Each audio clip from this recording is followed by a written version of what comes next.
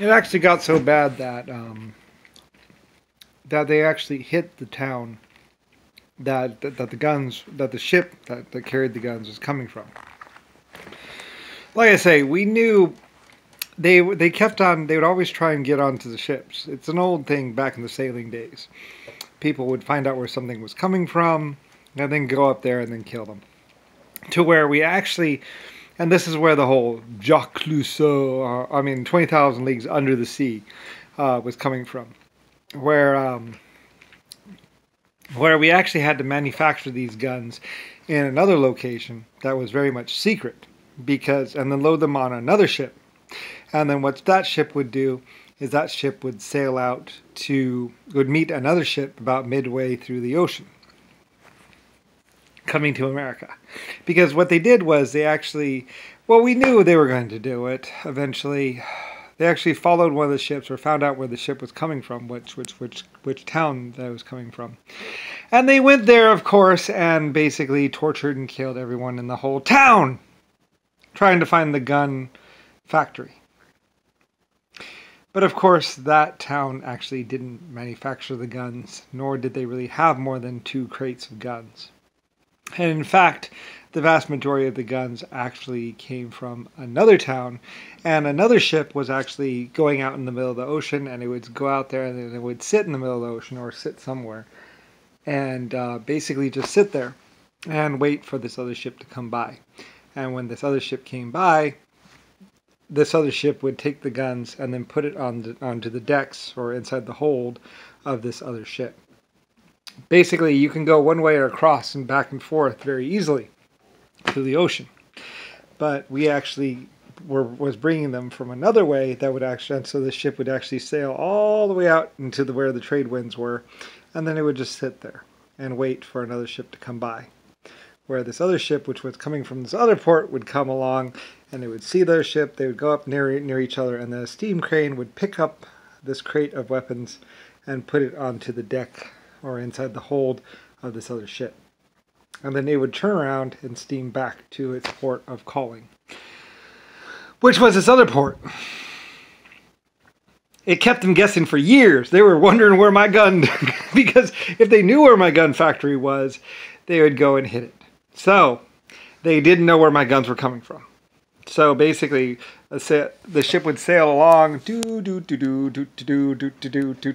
up with this other ship, where this other ship would come along and go, and this other ship would turn around and then go out and then go back, and this other ship would continue on to America, and then offload the guns, because eventually, we were doing mass things and all that other stuff.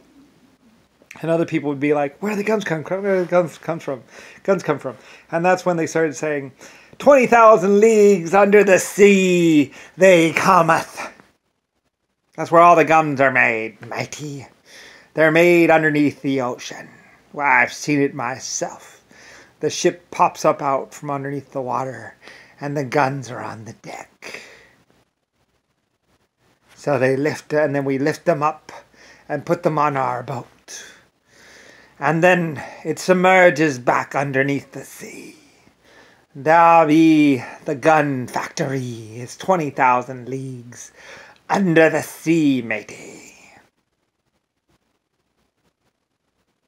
They didn't really know where the guns came from. But a submarine was taking those guns. Because I also made it so the decks of the submarines, you could lash crates of whatever you want. And we could sit in there and they could go ba-ding, ba-ding, ba-ding at us. Selling guns was always a problem because the person you were selling the guns to usually shot at you. So anyway, or had someone on the ship and to go, grab him, get him. Take the ship. Did you get the bridge? Yeah. So they would be like that. And so we had to find a variety of different ways where they would watch out. Okay, so which way did the ship go? Southwesterly. So that must mean it must be one of these ports. Now, if we find that gun place and find the gold, we'll be rich and powerful. Anyway, so me and my people had to come up with new and more ingenious ways of basically making sure that nobody knew where the guns came from, nor the gold. They knew where the gold came from. If they knew where the guns came from, well, then we were sunk. So lots of things, from cargo being strapped on underneath the water to basically mostly hidden submarine bases. Basically, trucks and crates would go into the submarine base, load up onto the submarines, and then bloop, take the things out. Lots of different ways. My people mostly managed it, pretty much, my Germans. So basically, where you didn't know who was actually inventing, because if they knew where the inventor was, they would go and kidnap or torture or whatever. As it was, they tortured 2 or 3 whole towns trying to find out where the guns or where the armor or where something was. They were always torturing and torturing. The Germans would say this. They were always torturing to find out where something came from. Drugs, cocaine, the opium. Where is the opium coming from? Lots of people would ask me this. Where does the opium come from? Some black guy, I believe some guy from Africa was asking me, where does the opium come from? 20,000 leagues under the sea, matey. That's where it comes from. I've seen it myself. The ship pops up from underneath the depths, and we pick up the cargo. No one comes out. No one goes in. But sure enough, there's the cargo. We pick it up onto the deck. And then we put it in the hold. And then it goes back down underneath the sea.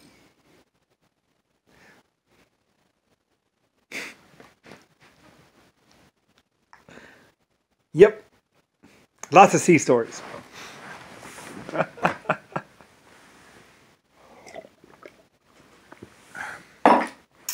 My name's Lucifer Star. Well, it actually comes from 5 or 6 different places, from Germany to the Mountain that Eats Men and all over the place. But whenever anybody found out about a location, they would always go and try and shoot them all there. So, shoot them up. So anyway, lots of different ways. Everything, selling anything and everything is always a pain in the ass. Submarines came in handy in lots of different ways. And they're not really all that hard. There's lots of ways you can do submarine. But anyway, yeah, we used them a lot. My submarines were big and white and looked gorgeous and had lots of gold and stuff ornamentally put around them. I'm Lucifer Star. Inventor and purveyor of all things and creator of 800 galaxies, including the galaxy that will hit us in 680 billion years. Or fly by us. Anyway, everyone always wanted to know, where does this come from? Where does that come from? Where does it all come from?